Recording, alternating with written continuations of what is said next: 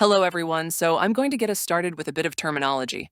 And we like to start here no matter who we are speaking to or with, because oftentimes confusion over the language that's being used is the source of a lot of our initial problems.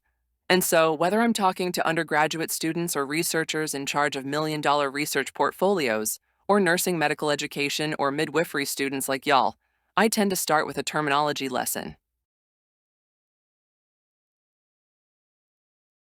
So, I'd like to invite you to think about sex as a medical assignment that's made based largely on the appearance of the genitals. Most of us think we know our sex because someone, a doctor, a nurse, an ultrasound technician, or a family member, looked between our legs and determined whether we have a vulva or a penis, and assigned us the sex of male or female. Accordingly, the genitals are thought to speak for themselves, and a lot of the other complicated biophysical components of sex are often left assumed and unverified.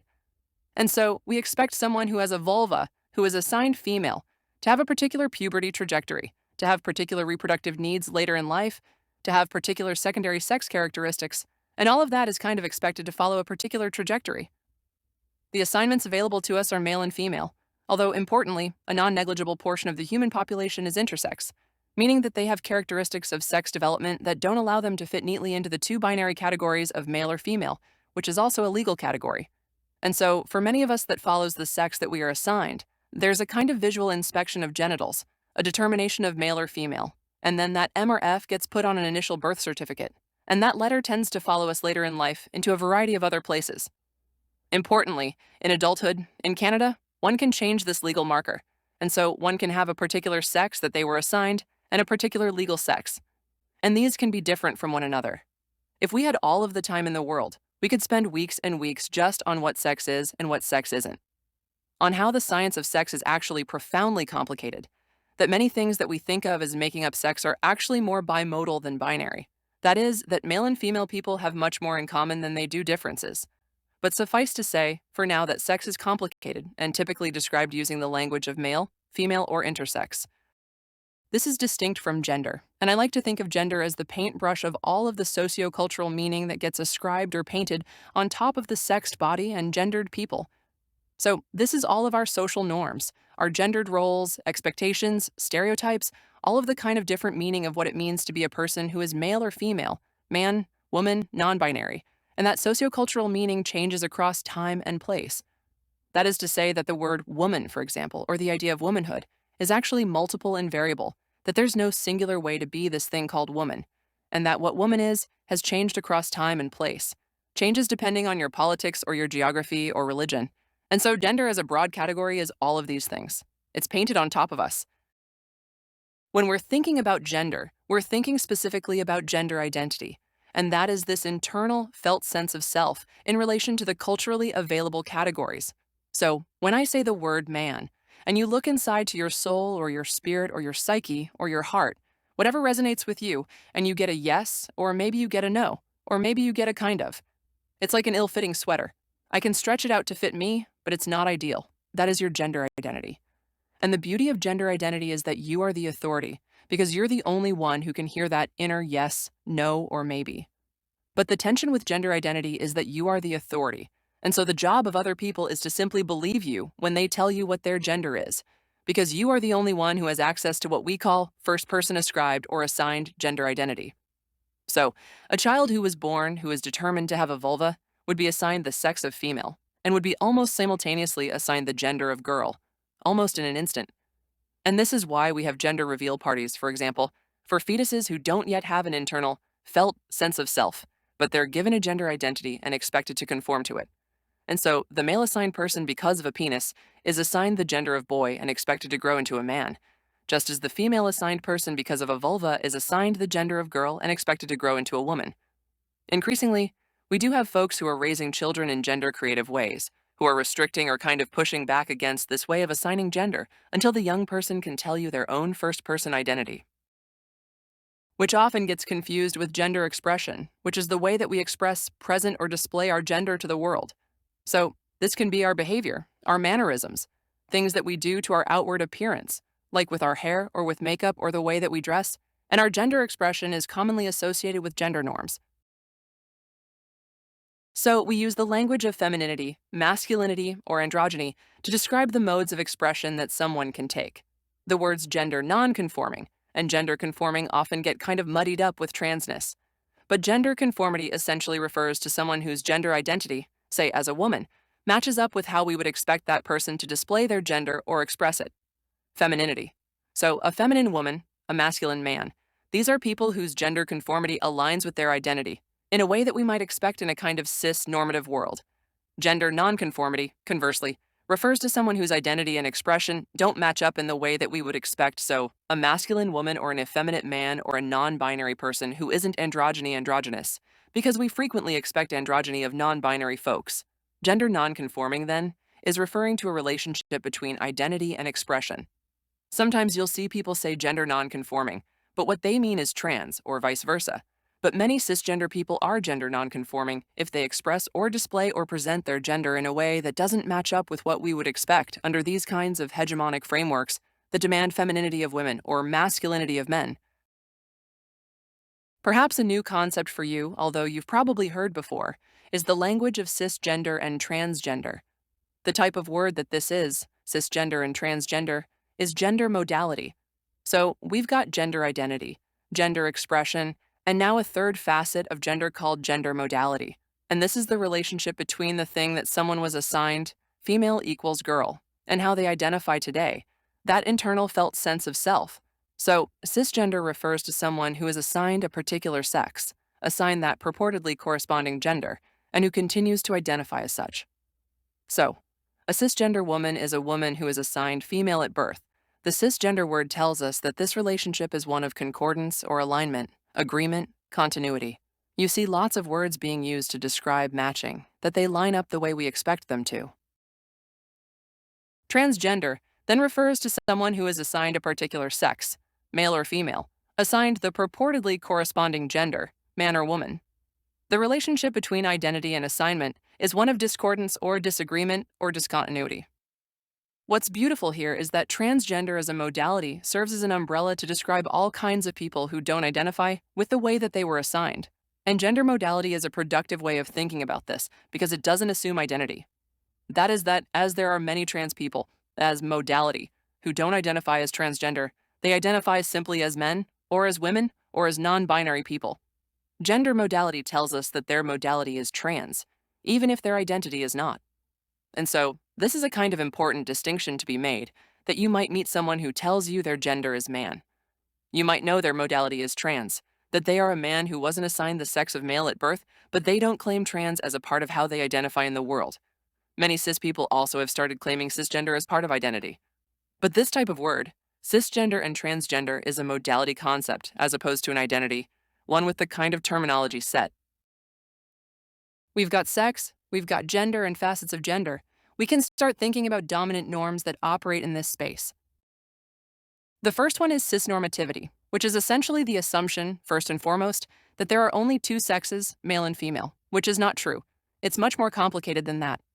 Built on top of that is the assumption that there are only two genders, man and woman. The third assumption is that these are going to align in particular ways, so that female equals woman and male equals man. This is so pervasive, this assumption that one will flow from the other, that in fact we see the words being used interchangeably, including in lots of nursing and medical research. I see the kind of conceptual conflation happening here, and that is because it is assumed that these things are going to line up or match up in a very particular way.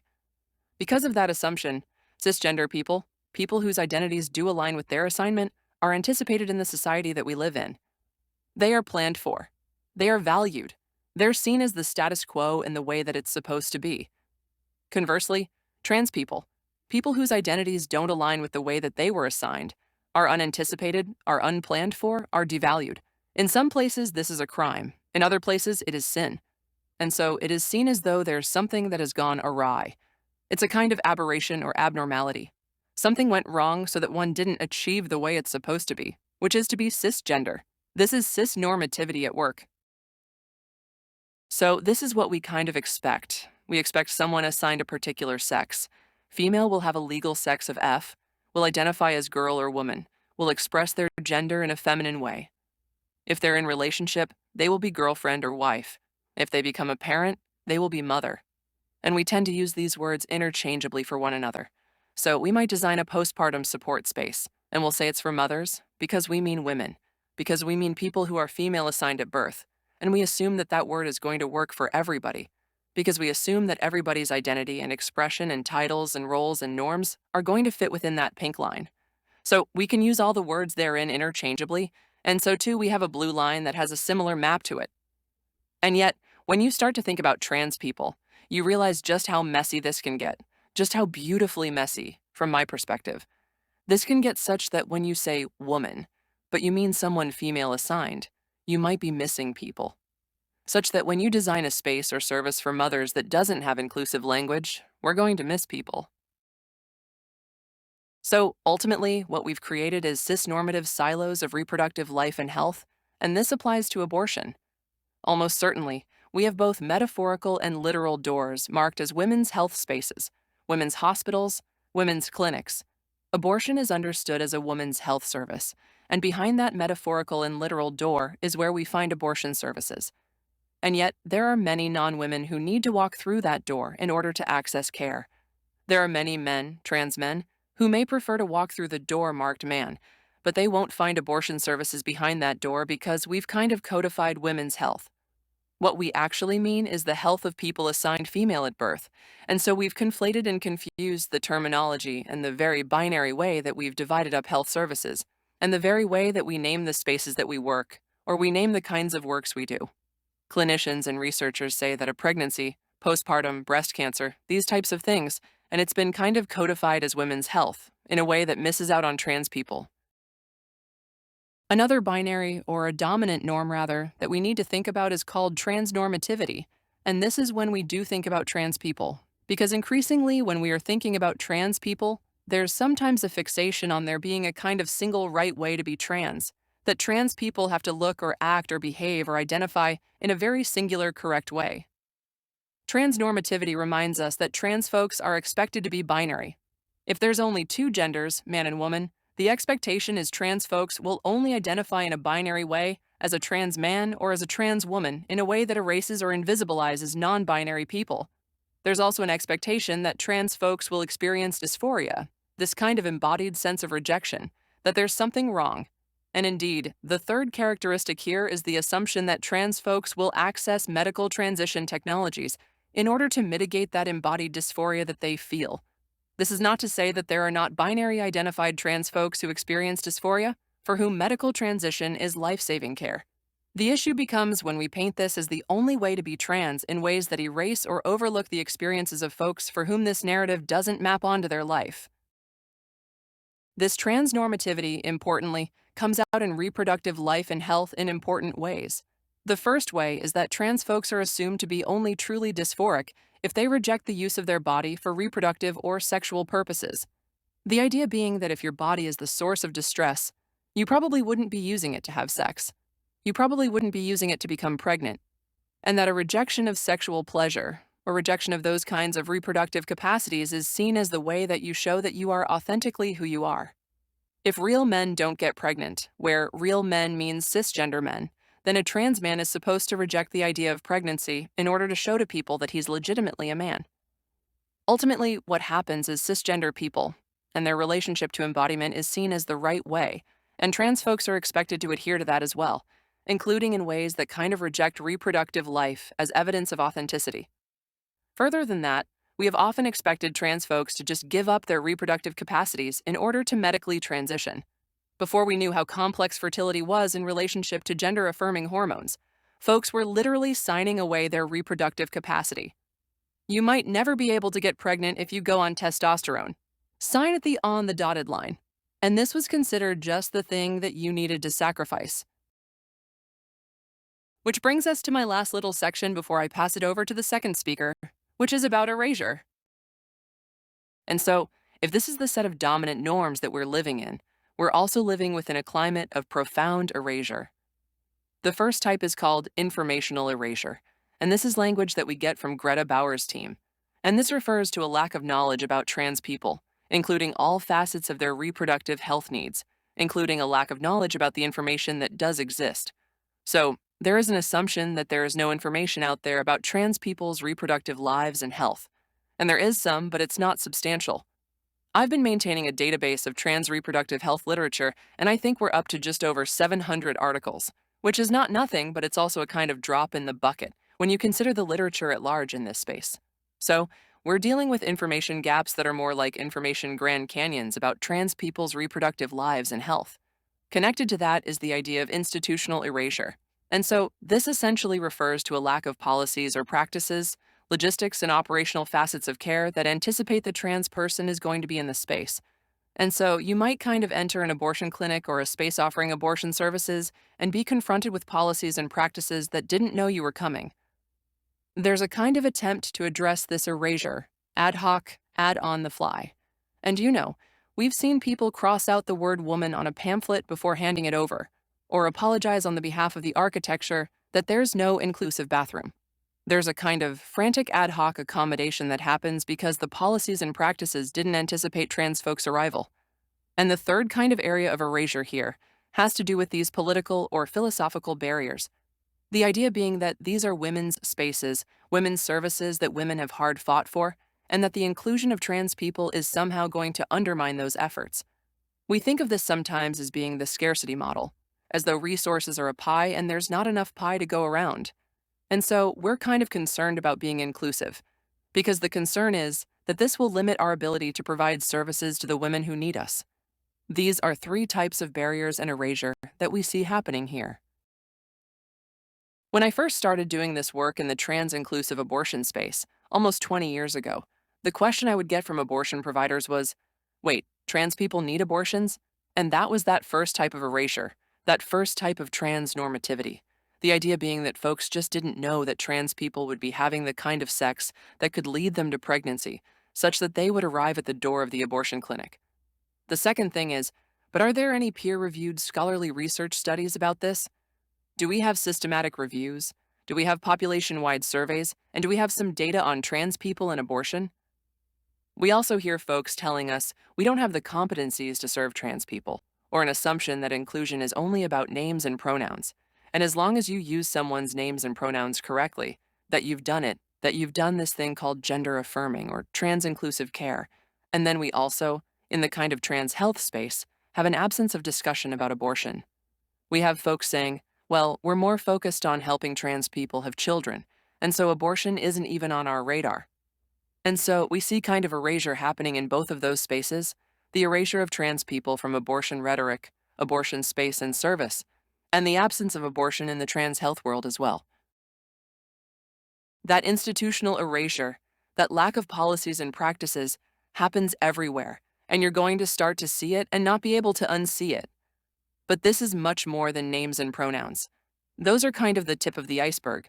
We can think about everything from the way a place is branded, the policies of booking an appointment, security practices, having to hand over an identity document, issues with billing forms, physical exams, privacy and confidentiality concerns, how other clients respond to a trans person in a space, what it's like to work in an abortion clinic or a hospital that provides abortion care, and whether staff are trained. It kind of is the gamut. And so, if you think through a patient or client's encounter with your space from beginning to end, there are these dozens of opportunities to think about how we can adapt our policies and practices to attend to the potential of trans people being within the space. And with that, I'm going to pass it over to the next speaker. Thanks. Hi, folks. So, the last speaker had mentioned a bit around the kind of thoughts and research that is out there around trans folks, particularly in accessing abortion care. And while there are some pieces of information, there's a number of US-based limited studies, as well as some information in Canada that looks at how many trans folks are accessing abortion. It's quite limited in what's available, but also it's pretty easy to estimate that the numbers that are out there are quite skewed for a number of reasons. Trans folks accessing care at a clinic or another healthcare provider may not share that they're trans if the space does not feel like one that they can do so in, and so even the providers may not have that information that they have seen a client who is trans or non-binary if they have not provided that information. But then also, there's a lot of systems for a number of reasons that don't track or are not built in a way to record gender and kind of all of its expanses. So sometimes people are just simply recorded in one category because the system is set up that way, which also leads to stats being skewed. Also, probably many of you are not surprised to know that overall stats and abortion are fascinating, a bit all over, and often self-reported by clinics, and even data is usually 2 to 3 years out of date. It does make it challenging in terms of understanding the true number, but essentially when you think about it, the reality is there's a lot more folks who are, or who would access abortion care if it were trans-inclusive. I did want to share this study that's done by a group local to me that looked at the experience of trans people in healthcare in general and what that experience was actually like. And so this is a part of a larger study that you can see around how safe or welcome trans people feel in spaces. But this looked at specifically within these particular environments how safe folks felt if they had asked. So you can see very high reported numbers of folks who feel unsafe in hospitals, emergency rooms, medical offices, or urgent care, and a pretty decent number of folks who are also avoiding those spaces. And again, with all data, it's important to remember that these were also folks who agreed to participate in a study. There are also probably folks who don't feel safe in those spaces who are also not the people who may respond to a survey as well, too. It's not a perfect picture, but the reality is that a lot of people do share that these are spaces that they don't feel comfortable and they don't feel safe in. And while this is not specific to abortion, I think it's so important that we remember that when folks are coming to seek care from us at any capacity, that we are likely not their first healthcare experience when they're walking in that door. I've worked with a lot of folks around building trans inclusion in their services, and I've sometimes heard people will come in defensive or they are on the offender. They come in and they're ready for the worst to happen. Your experience to that person in that moment is one of many.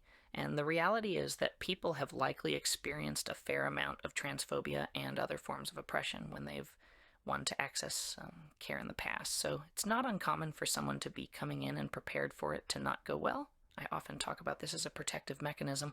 I'm going to go in assuming this is not going to be great because I know it hasn't been in the past, and I need to think about how I'm going to support myself through this. And so I think just remembering that the experience they're having with you is likely one of a very complicated history of experiences, potentially. But that being said, there are increasing conversations about what trans access in general looks like, but also specifically in abortion care. So, I just pulled a couple pictures from Choice Connect. Choice Connect is a project of Shore Center, which is a regional Planned Parenthood, and it's a national database of abortion providers across the country. There's a number of other listings. ARC also lists a number of the providers, as well as Action Canada. But at Shore Center, we started collecting data both on the accessibility of the clinics, as well as what they're doing to be trans inclusive. We sent out a form that asked a whole ton of questions. It's not just a checkbox of like, are you trans inclusive or not? But it was a lot of questions around, like, what do you have in place? Not necessarily a judgment, but so that they can make a decision about whether or not this service will work for trans folks. And so these were just a couple of examples from folks in Toronto around what they have in place at these particular clinics. We were very mindful when we think about working on trans inclusion projects that I can't really deem that these places are going to be inclusive. There's a lot of moving parts in that, but we can look at what components have been put in place to try and ensure that it's a better experience. I was telling my fellow speaker that I enjoyed lecturing on this on its own as well, that there's this interesting intersection between right to life or pro-life or anti-choice groups and folks who go after trans folks, particularly conversations around trans youth, but they're actually often the same group who are doing that type of work. I think it's important for us to remember that, particularly those of us who maybe are looking at abortion work, not only because we want to do it in our workplace, but also because we deeply believe in abortion access, and that it may be as important in your values as well, that the folks who are attacking that type of bodily autonomy are often going after many types of bodily autonomy. And access to trans-inclusive or trans-affirming care is part of bodily autonomy. The Right to Life one is from a local group who often shares both about anti-choice as well as transphobia. There's a lot of conversation about what's happening in Alberta over the last year, and we see similar discussions out east and across the country around access to gender-affirming healthcare. The national anti-choice groups put out messaging that is both anti-choice as well as anti-trans. I think understanding that both within our work, it's really important to think about how and why we do this, but also more globally in the conversation around bodily autonomy and abortion rights, that the people we're working against us are the same folks and there's a deep connection there. So let's talk a bit about what this looks like in practice. And the first thing that we want to share is that strategies for supporting trans people ultimately improves care access for all clients. And that's a general statement, but I would also say that you see a lot of impacts for people who maybe have other considerations for their care as well.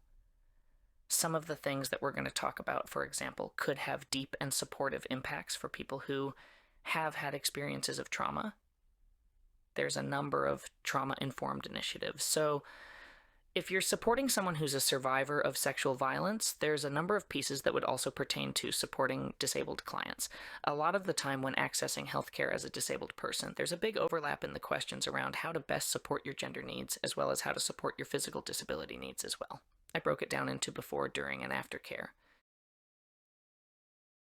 Before we're even providing care, or folks who are in the education space, and when we're talking to our learners about how they're providing care, generally thinking about how we talk about abortion, and this is a lot of kind of what the other speaker was sharing about around the kind of normative ways that we talk about gender.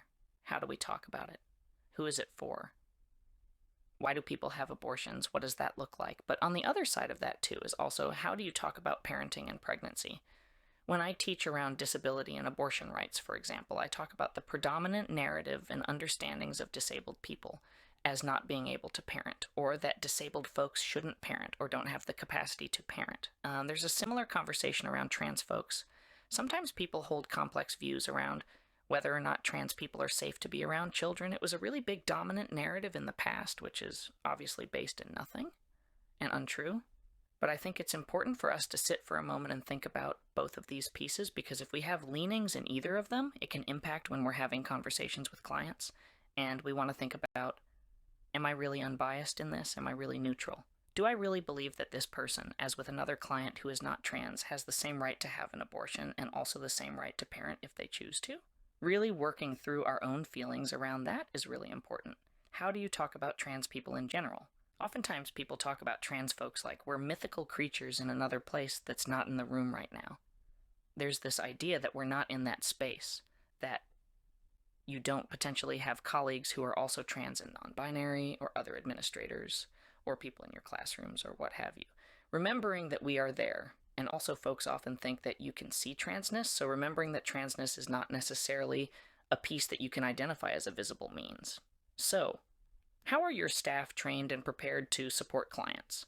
If you share space, if your medical practice has other organizations or providers in that space, it's really important to think about what does that mean for your overall experience of trans inclusion.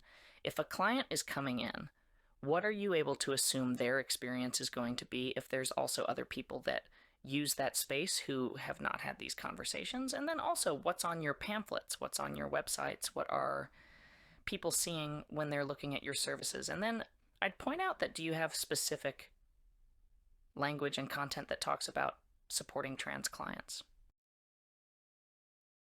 And then when you're looking at starting care, what's your intake forms and your live intakes look like and include? A piece of feedback that I've gotten in these discussions on the first and second point are, our EMR does not allow for us to change the name or change the gender marker. I understand this frustration. I went through multiple EMRs at my old clinic, and we had many arguments with our EMR providers about how to change those fields. And so, just for a second, I want us to think a little bit about where we have power and where we don't. And one place that we potentially can have power is that if EMR providers hear more often from folks that this is a problem, these are easily changeable systems. And even in my own EMRs, we were able to make adjustments in them, typically to be able to change names or change gender markers or make changes so that the folks who are working the front desk and then the clinicians had very clear indications of what names and pronouns to use. So I no longer live with the idea that the EMR can be the barrier, that it just can't be changed. There are workarounds, and including pieces around billing, that's the other thing that comes up too, is that there are some services that it is trickier to bill for if your client doesn't have an F on their card. There are ways to work with your territorial or provincial health providers to make those changes and still have billing go through, but it does often require an extra step. Also, thinking about in those intakes whether we're doing them live or on forms, is there space to provide information about what language people use for their body parts? How do you want your body referred to? Are there any words not avoided? This was work that we had done at Shore Center, and asking these questions, just giving opportunities for people to name that. Also talking about their experiences, their identities, and again, keeping in mind that this is a really good piece of trauma-informed care, and giving folks opportunities to say, yeah, I can't talk about this part, or please don't touch here. Those types of things can be really powerful for folks in a lot of spaces. Consideration of your physical space in terms of how it's decorated, and are there inclusive bathrooms? What types of pamphlets are in the space? What type of options do you have for folks? What is it actually going to be like to walk through your physical space if you're not a woman, and trying to consider those types of options? Do your staff have options for pronouns on their ID badges? Just lead by example. I will say a question that I've often gotten around sharing pronouns is what happens when clients don't like that? So, when I worked at Shore Center, it was very common during an intake for a client when they were asked their pronouns for them to say, what are you talking about? But it was very easy to say, oh, well, we see clients of all genders. We just want to make sure we get this right for you. What pronouns work for you? And people almost always were like, oh, okay, because it's becoming a more common question. I think that folks sometimes are worried that other clients may react strongly, but the reality is that sometimes they're just surprised. So what does it mean to consider people's trans experience without constantly spotlighting it? And so this part may sound somewhat contradictory, but thinking about, I don't want to ignore that a client is trans or non-binary, but I also don't want to make it the central aspect of them accessing care. To give you a really quick example, there's a syndrome that people call trans broken arm syndrome. That essentially means your transness is going to be centered even if you went to the hospital with a broken arm. They would talk about you being trans and not your arm being broken. As I mentioned earlier, thinking about what the client has experienced before this moment and how it's impacting their care with you, resisting this idea of monolithic identity or experience trap. I really love how my fellow speaker spoke earlier about the expectations of trans people in terms of what you're supposed to do or not do, and you're navigating your gender. There's often a very specific story around being trans that you have had this experience and you have to hate your body and feel entirely disconnected from it. For example, around pregnancy, it would be seen as a women's experience. And this idea, this one story, is deeply untrue but still very dominant. And so remembering that people are coming in with very different lives in those moments, thinking about how comfortable you are with intersecting identities and needs. If you show up as a trans person who was previously on hormones and also has a muscular disability, people tend to freak out a little bit more in terms of how to provide you care. And so thinking about the experiences of folks when they're coming and they're trans and they're also racialized, or they're trans, they need interpreter access.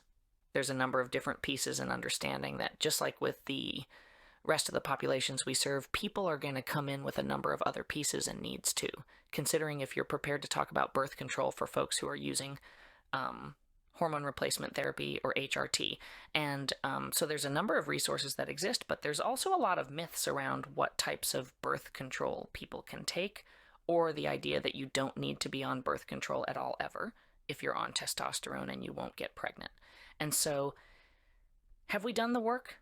Do we feel able and comfortable to talk about not only how effective hormone replacement therapy and birth control is, but also understanding that people may also choose different types of birth control in relation to their kind of comfort with their gender and experiences? And then, generally, are you aware of who you can refer to in the community? So if you're sending out for ultrasound, if you're sending out for follow-up, blood work, any other type of care, who can you refer to? And this is a thing that I've battled with quite a bit in organizations that I've been part of where we didn't have a good referral for people. In those cases, one of the things we did was just be really honest with clients around, here's the best place you need to go. we haven't been able to get a lot of really great information about what they're going to be like in terms of working with trans folks. What would you like in terms of being supported on that? Do you want us to call ahead and talk to them about it? Do you want us to go with you? Do you want to come back for a follow-up and have support afterwards? This is their resource, which I used in the past in my own services. It not only shares a lot of this kind of information, but also gives a lot of really clear practical tips and scenarios. So I would deeply encourage checking it out. It is very easy to find on the internet and has a lot of really great information. Thank you for listening to me.